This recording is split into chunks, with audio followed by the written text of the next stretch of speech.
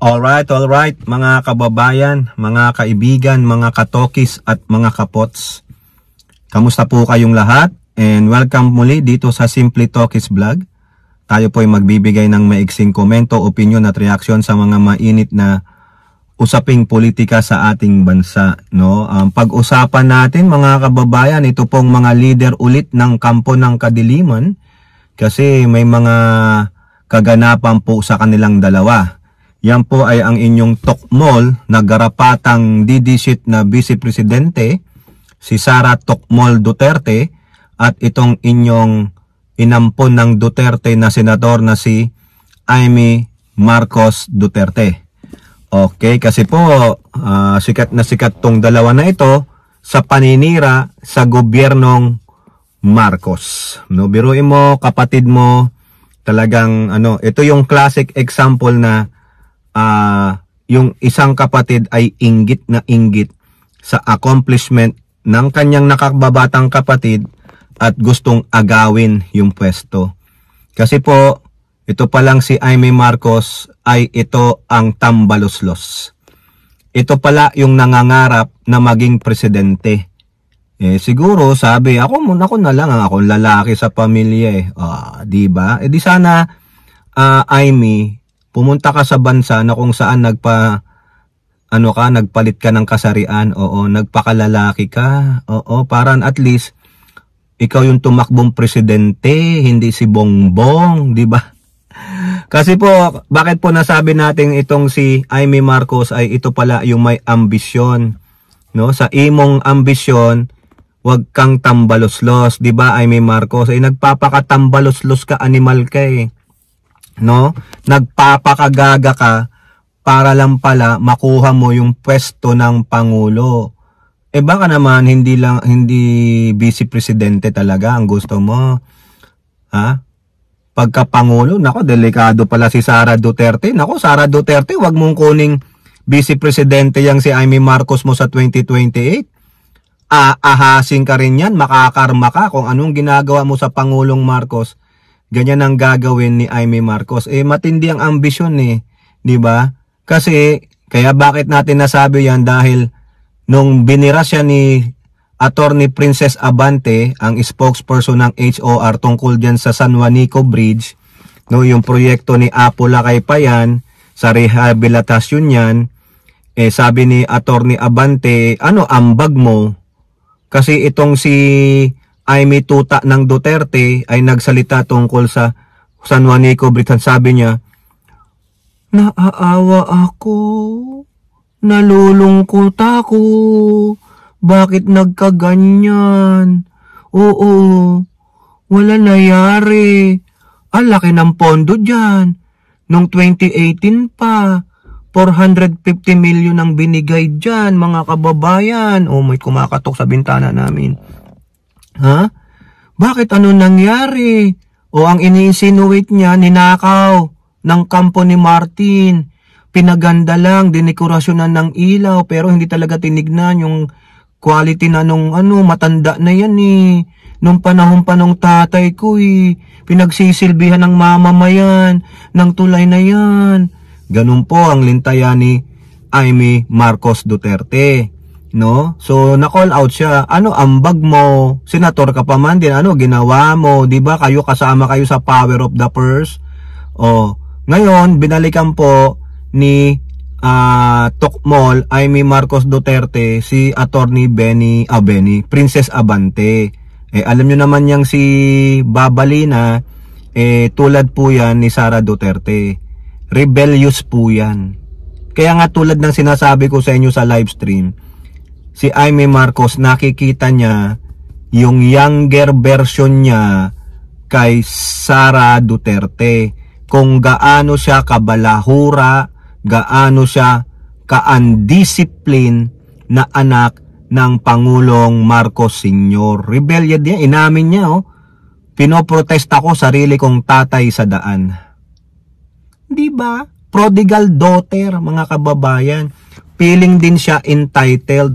Pag hindi niya makuha yung gusto niya, rebelde. Kaya nga, si Sara Duterte is the reflection on the mirror of Amy Marcos. Tuwing titingin sa salamin si Amy Marcos, nakikita niya Sara Duterte siya. Parehong-pareho po sila ng ugali at pagkatao. Mga entitled, spoiled brat. Okay, ano ang sabi niya kay Princess Abante? Bumalik po siya. Bakit ako sisihin mo? Bakit hindi mo tanungin ang amo mo? Nakatira siya dyan. Oh, yun naman pala. Kung may problema, sa Amy solusyon pa rin kayo titingin. Hahanap ng solusyon. E di sana ako na lang ang naging presidente. Ayun naman pala. Mga kababayan, sana na lang ako na lang ang naging presidente. Ayun, even though sarcasm, lumabas ang tunay na saloobin, ang tunay na hangarin, agawin ang pagka-presidente sa kanyang kapatid. Agoy, mga kababayan, that hurts. Lumabas ang pagiging tambaluslos ni Amy Marcos Duterte. Sila pala talagang kaibigan niyang kampo ng kadiliman ang may ambisyong humawak ng seat of power sa Pilipinas. Ako na lang sana ang naging presidente. Ayaw kasi ng mother ko. Lalaki daw muna. Ako ang panganay. Ako dapat ang nasunod. Ayun ang balik niya. Tapos nga yung kinekwento niya, yung sinasabi ko sa inyo, noong 2018, 415 million na daw ang naibigay para sa rehabilitasyon niyang San Juanico Bridge. Ang ginawa lang daw, pinaganda, pininturahan, inilawan. Bakit hindi mo ininsist nung 2018 pa, dapat ni-retrofit na yan. Dapat kinausap mo si Mark Villar na siyang DPWH Secretary, unahin nyo yung San Juanico Bridge kasi napakatanda na yan. Bakit ngayong umupo lang ang kapatid mo, doon ka maglintaya? Ikaw nagsimula niyan Tapos ang insinuation mo, kinuha yung pera, ginamit sa ano-ano at kung paunwari pagawa ng kalsada pero alam na, nagka-porsyentuhan na. Ganun ang labas mga kababayan Sinisisi niya na naman ang pinsan niya na nakatira doon sa Tacloban. Bakit hindi mo naisip yan? Sa palagay mo, may power si Martin noong 2018 to 2022? Tapos ang gusto mo madaliin? Diba? Kaya nga Senator Pulpul ka Dapat kaalyado mo si Digong noon, dapat sinabihan mo, unahan nyo na yung San Juanico Bridge. Legacy yan ng tatay ko yan. Dapat ganun, Amy Marcos. Hindi. Sasabihin mo, bakit ang banat mo bakit hindi mo kausapin yung amo mo dyan nakatira yan, diba? Ganon. Ganon. Dapat ikaw nga kinausap mo si Digong. Anong power ng House of Representatives noon kay Digong? Wala. Hawak sa lieg ni Digong yung mga representante noon. Ikaw malapit ka kay Digong. Dapat kinausap mo, Mr. President, unahin naman natin yung legasya ng tatay ko. Yung San Juanico, sabi mo kay Mark, unahin niya yun, wag naman yung iba dyan. Ganun di sana bago natapos si Digong, gumanda na, naayos na. Hindi.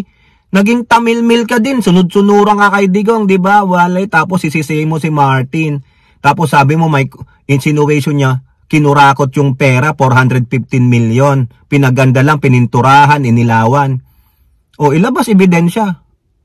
Martin, nangurakot ka lang pala Kayo dyan, kinurakot nyo daw yung pera, pamparepair ng San Juanico Bridge. Sabi ni Amy, yun ang insinuation niya Tapos ang gusto niya, sana ako na lang ang presidente. Bakit? Kaya mo bang isolve lahat ng problema? Wala kang maibigay na solusyon Wala kang kung talagang gusto mong tumulong sa presidente, sa kapatid mo, magbigay ka ng tamang solusyon. Wala Ang gusto niya pala siya mismo ang maging presidente. Animal talaga mga kababayan. Yan ang laki pala ng ambisyon. Siya pala ang gustong maging presidente. Paano na yung isa? Gusto ring maging presidente. Ayan, labo-labo na sila. Lumalabas. Tatlo na sila. Si Bongo, si Amy Marcos Duterte, si Sara Duterte. Tatlo nang magkakampi.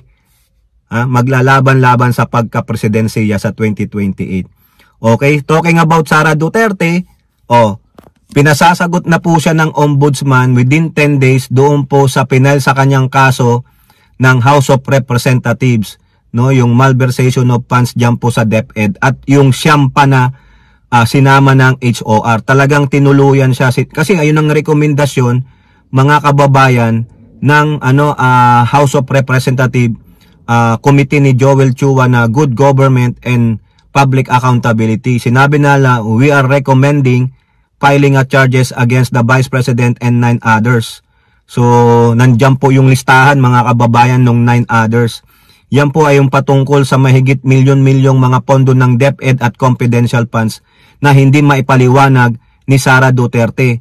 Ang mga nagpaliwanag, yung mga kasangkot niya, lumabas ang katotohanan. Sobre dito, sobre doon, kung ano-anong pinagagawa, lalo na sa confidential funds.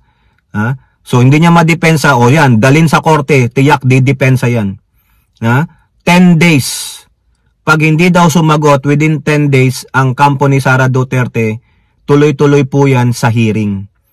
Sana naman, matuloy yan, hindi ibabasura nung kakampi niyang ombudsman na si Martires. Pag yan ibinasura ni Martires, impeachable officials yan. Pwede siyang kasuhan ng impeachment dyan ng Kongreso. Why? Betrayal of public trust. Kailangan dumaan sa hearing yan. Ayun po sabi sa balita pag hindi sumagot si Sara Duterte within the prescribed period, pwede nang dumaan ito sa hearing. Kasi ang sasagutin lang naman, ayan mag-counter ka o pag-aaralan nila. Okay? So matibay po mga ebidensya diyan, no? Kung lulusot siya sa impeachment trial, tiyak dito hindi siya pwedeng palusutin ni Martires. Mai-impeach siya diyan. Kaso si Martires hanggang July na lang yan Dapat niya tanggalin na yan O di ba? So at least ayun umusad po Tinutuo ng House of Representative yung recommendation. Nag-file po sila nung Lunes pa pala, no? So hindi na ganong nabalitan, hindi nabigyan pansin. So yan po meron nang nag-file ng kaso sa ombudsman, may kaso ng impeachment, tapos yung problema nung tatay niya sa dahig, siya ang nag-aasikaso, punong-puno ng stress, pero punong-puno din ng kwarta ang mga Duterte mga kababayan. So yan lang po. Kayo po, ano pong inyong masasabi? Comment down below and don't forget to like and share. Hope to see you on our next videos. Bye-bye. God bless.